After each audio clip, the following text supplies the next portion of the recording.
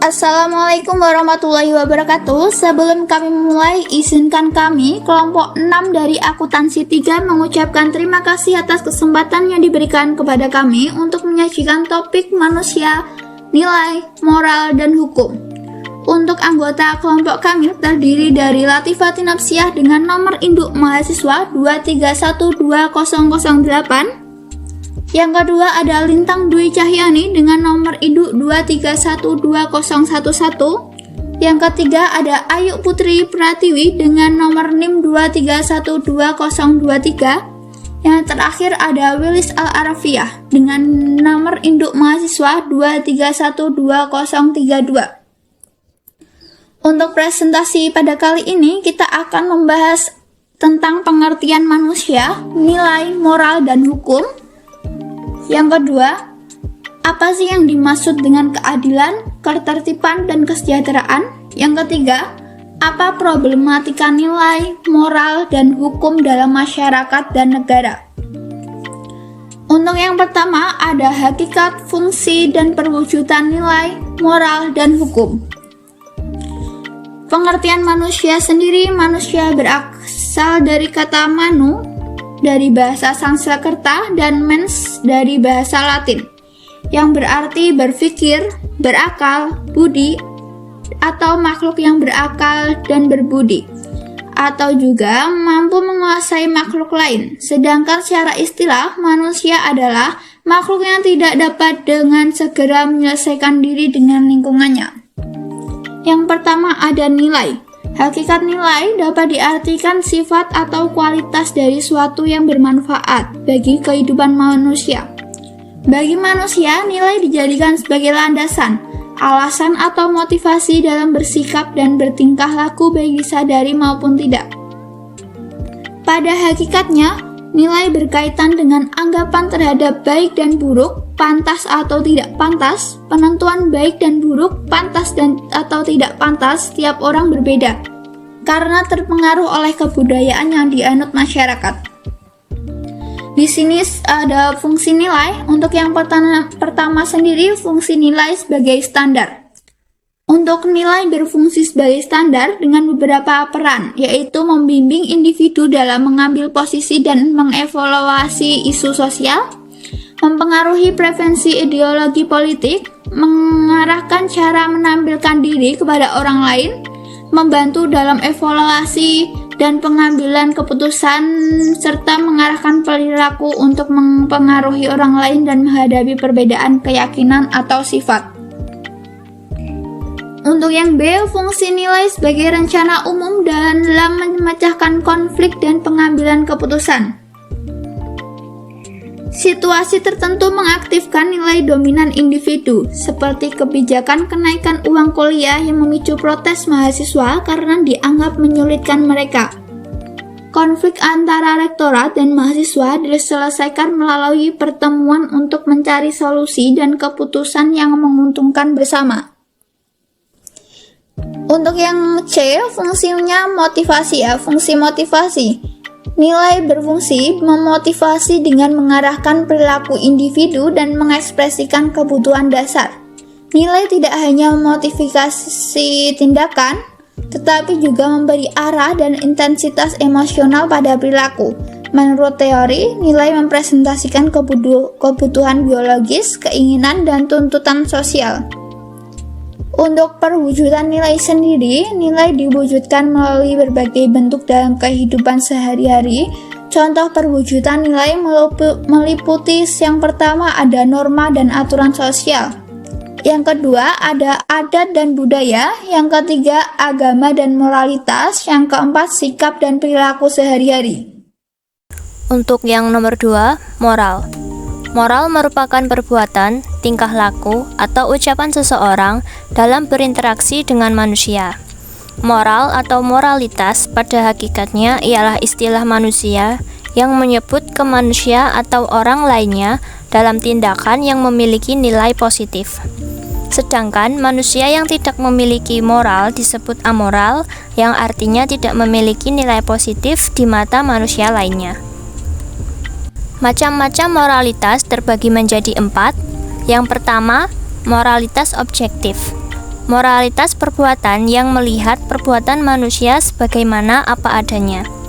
Contoh, membunuh merupakan perbuatan yang tidak baik walaupun apapun alasan di balik perbuatan pembunuhan yang dilakukan. Yang kedua, moralitas subjektif. Misalnya, korupsi merupakan perbuatan curang yang harus diberikan sanksi. Akan tetapi, jika yang melakukan korupsi adalah orang besar, bisa saja dia dibebaskan. Yang ketiga, moral intrinsik. Menentukan suatu perbuatan berdasarkan hakikatnya dan terlepas atau tidak bergantungnya dari pengaruh hukum positif yang berlaku. Contohnya, jika orang sudah bekerja, maka berilah kepadanya gaji yang sudah menjadi haknya. Yang keempat, moralitas intrinsik. Perbuatan yang menentukan perbuatan berdasarkan hakikatnya bergantung dari pengaruh hukum positif. Contohnya, membunuh adalah perbuatan buruk dan pelakunya harus dikenakan hukuman. Fungsi serta perwujudan moral. Moral berfungsi sebagai landasan dan patokan bertindak bagi setiap orang dalam kehidupan bermasyarakat maupun berkeluarga. Hal paling penting bahwa moral berada pada batin atau pikiran sebagai fungsi kontrol untuk penyeimbang pikiran negatif yang akan direalisasikan.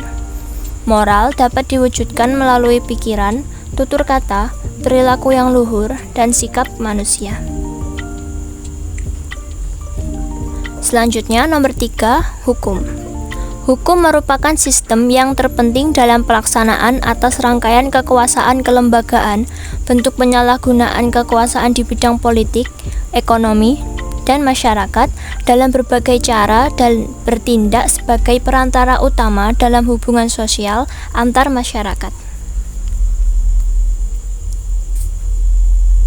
Untuk fungsi, hukum sangat penting dan memang harus ada dalam sebuah masyarakat, karena hukum dalam kehidupan bermasyarakat memiliki fungsi sebagai berikut. Yang pertama, fungsi sebagai alat pengatur dan tata tertib hubungan masyarakat. Yang kedua, fungsi sebagai sarana mewujudkan keadilan sosial lahir dan batin. Yang ketiga, fungsi sebagai sarana penggerak pembangunan. Yang keempat, fungsi sebagai penentuan alokasi wewenang secara terperinci. Yang kelima, fungsi sebagai alat penyelesaian sengketa. Yang terakhir, nomor 6, fungsi memelihara kemampuan masyarakat untuk beradaptasi. Untuk perwujudannya, hukum adalah perwujudan dari norma sosial yang dibuat oleh lembaga tertentu, seperti pemerintah, untuk mengatur perilaku masyarakat dengan tegas melalui larangan dan paksaan. Pelanggaran norma hukum dikenai sanksi, dari denda hingga hukuman fisik. Norma hukum berasal dari norma agama, kesusilaan, dan kesopanan, serta berfungsi memberikan sanksi tegas terhadap pelanggaran. Oleh karena itu, norma hukum penting dalam menjaga keseimbangan hidup bermasyarakat, berbangsa, dan bernegara. Baik, untuk yang selanjutnya ada keadilan, ketertiban, dan kesejahteraan. Apa sih keadilan, ketertiban, dan kesejahteraan itu? Yang pertama, hakikat keadilan. Keadilan dalam bahasa Arab adalah adil, yang berarti tengah. Artinya, keadilan berarti menempatkan sesuatu di tengah, tidak berat sebelah atau menempatkan sesuatu pada tempatnya. Sementara, menurut Frans Magnus Suseno tahun 2001, menyatakan bahwa keadilan sebagai suatu keadaan di mana semua orang dalam situasi yang sama diperlakukan dengan secara sama. Yang kedua ada hakikat ketertiban. Ketertiban berasal dari kata tertib, yang berarti aturan atau peraturan yang baik menurut Kamus Besar Bahasa Indonesia tahun 2008. Misalnya, tertib acara aturan dalam sidang atau rapat dan sebagainya. Jika dikaitkan dengan hukum, maka tertib hukum berarti aturan yang bertalian dengan hukum. Maka, ketertiban berarti aturan, kesopanan, perilaku yang baik dalam pergaulan, dan lain sebagainya. Yang ketiga ada hakikat kesejahteraan. Hakikat kesejahteraan atau sejahtera dapat memiliki 3 arti, yaitu sebagai berikut. Yang pertama, dalam istilah umum, sejahtera menunjuk pada keadaan yang baik. Kondisi manusia di mana orang-orangnya dalam keadaan makmur, dalam keadaan sehat, dan damai. Yang kedua, dalam istilah ekonomi, sejahtera dihubungkan dengan keuntungan benda atau materi.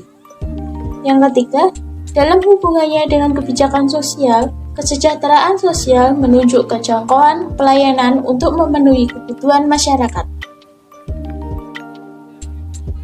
Yang C, problematika nilai, moral, dan hukum dalam masyarakat dan negara. Problematika nilai berupa pelanggaran nilai. Nilai merupakan pegangan penting bagi individu atau kelompok dalam mengatur perilaku sehari-hari. Namun, tidak jarang terjadi pelanggaran terhadap nilai tersebut. Contoh nyata adalah pelanggaran nilai toleransi antar umat beragama. Hal ini dapat mengancam kerukunan serta menimbulkan konflik yang mengarah pada disintegrasi sosial. Dalam konteks profesi, nilai-nilai ini diwujudkan melalui kode etik yang dibuat secara tertulis. Meski begitu, pelanggaran tetap terjadi. Sebagai contoh, kekerasan guru terhadap murid yang melanggar kode etik seorang guru. Yang selanjutnya yaitu problematika moral berupa pelanggaran moral. Moral memiliki peran penting dalam kehidupan setiap manusia. Namun, pelanggaran moral kerap kali terjadi, seperti kasus perselingkuhan yang melibatkan guru, baik dengan sesama guru maupun dengan siswa. Pengaruh moral seringkali ditransfer antar teman, terutama di kalangan remaja. Jika seseorang teman memiliki moral yang buruk, seperti merokok atau menggunakan narkoba, atau perilaku negatif ini bisa menyebar atau menular dengan cepat. Oleh karena itu, pendampingan orang tua serta pengaruh lingkungan sangat penting untuk menjaga anak agar tetap berada pada jalur moral yang baik. Yang selanjutnya, problematika hukum berupa pelanggaran hukum. Hukum diciptakan untuk menjaga ketertiban dan ketentraman dalam masyarakat. Namun, banyak pelanggaran hukum terjadi akibat rendahnya kesadaran hukum. Sebagai contoh, banyak orang mengendarai kendaraan tanpa surat izin mengemudi atau SIM, atau tanpa menggunakan helm. Masalah lain dalam hukum adalah seringnya hukum dijadikan alat legitimasi oleh penguasa untuk kepentingan kelompok tertentu. Hukum seharusnya menjadi alat yang menjunjung supremasi dan keadilan bagi semua, bukan alat untuk menyengsarakan masyarakat atau menguntungkan pihak berkuasa. Ya, mungkin cukup penjelasan dari kelompok kami. Apabila ada kesalahan, mohon dimaafkan. Terima kasih. Wassalamualaikum warahmatullahi wabarakatuh.